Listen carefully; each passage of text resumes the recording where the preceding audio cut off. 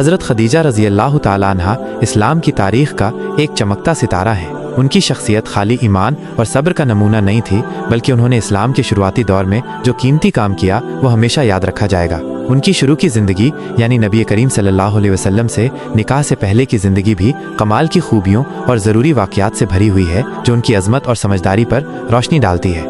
उनका ख़ानदान कुरैश के बनु असद कबीले से था, जो मक्का के सबसे ज़्यादा इज़्ज़तदार और रसूख वाले ख़ानदानों में गिने जाते थे। उनके अब्बा खुवैलिद बिन असद एक कामयाब और दूरअंदेश ताजिर थे। उनका कारोबार दूर दूर तक फैला हुआ था और मक्का के माशी इकोनॉमिक हालातों में उनका बड़ा हाथ था। उनकी अम्मा फातिमा बिन्त ज़ायदा भी एक शरीफ और नेक खातून थीं, जो अपने ख़ानदान में अपनी समझदारी और अच्छे अखलाक के लिए पहचानी जाती थीं। हज़रत खदीजा रज़ी अल्लाह ताला अन्हा की परवरिश ऐसे माहौल में हुई जहाँ कारोबार, समाज और ख़ानदानी रस्मों को बड़ी अहमियत दी जाती थी। बचपन से ही उनमें जहानत, समझदारी और एक ख़ास किस्म की गंभीरता दिखती थी। उन्होंने उस दौर की दूसरी लड़कियों के मुकाबले में इल्म और समझ की तरफ ज़्यादा ध्यान दिया। उनके अब्बा ने उनकी सलाहियतों को पहचाना और उनको तिजारत के तौर तरीक़ों से आगाह किया। खुवैलिद बिन असद के मरने के बाद हज़रत खदीजा रज़ी अल्लाह ताला अन्हा ने अपने अब्बा के बड़े कारोबार को बड़ी जिम्मेदारी और होशियारी से संभाला। ये उस ज़माने में एक अनोखी बात थी कि एक औरत इतने बड़े पैमाने पर तिजारत को कामयाबी से चला रही हो। उनकी ईमानदारी, सच्चाई और बेहतरीन मुंतज़िमाना सलाहियतों की वजह से उनके काफ़िले शाम, यमन और दूसरे सरहदी इलाकों तक तिजारत के लिए जाते थे और हर बार ढेर सारा मुनाफा लेकर लौटते थे। उन्होंने तिजारत में हमेशा हलाल और पाक तरीके अपनाए, कभी किसी के साथ धोखा नहीं किया और हमेशा अपने मुलाजिमों के हकूक़ का ख्याल रखा। उनकी इन खूबियों की वजह से उनके साथ काम करने वाले लोग भी उनकी बहुत इज्जत करते थे और पूरी ईमानदारी से अपनी जिम्मेदारियां निभाते थे। उनकी तिजारत में इतनी बरकत हुई कि बहुत जल्द वो मक्का की सबसे अमीर और असरदार खातूनों में गिनी जाने लगी।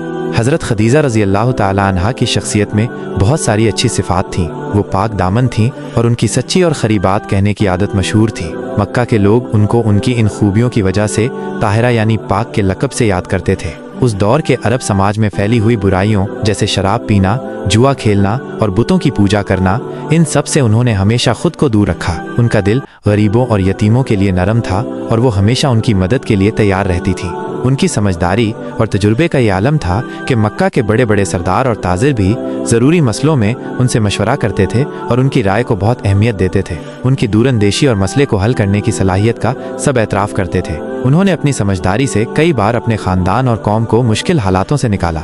हज़रत खदीजा रज़ी अल्लाह ताला अन्हा ने 2 शादियाँ की थीं। उनकी पहली शादी अबू हाला बिन ज़रारा अल-तमीई से हुई थी और दूसरी शादी अतीक बिन आइज़ अल-मखज़ूमी से।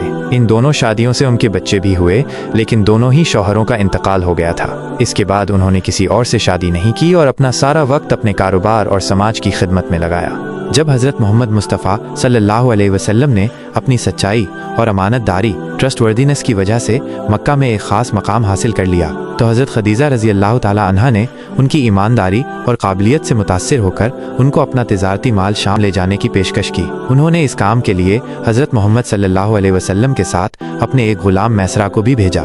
शाम के सफ़र में मैसरा ने हज़रत मोहम्मद सल्लल्लाहु अलैहि वसल्लम के आला अखलाक, उनकी सच्चाई, अमानतदारी और तिजारत में उनकी महारत को करीब से देखा। वापस आकर मैसरा ने हज़रत खदीजा रज़ी अल्लाह ताला अन्हा को इस सफ़र के सारे हालात बताए और हज़रत मोहम्मद सल्लल्लाहु अलैहि वसल्लम की खूब तारीफ़ की।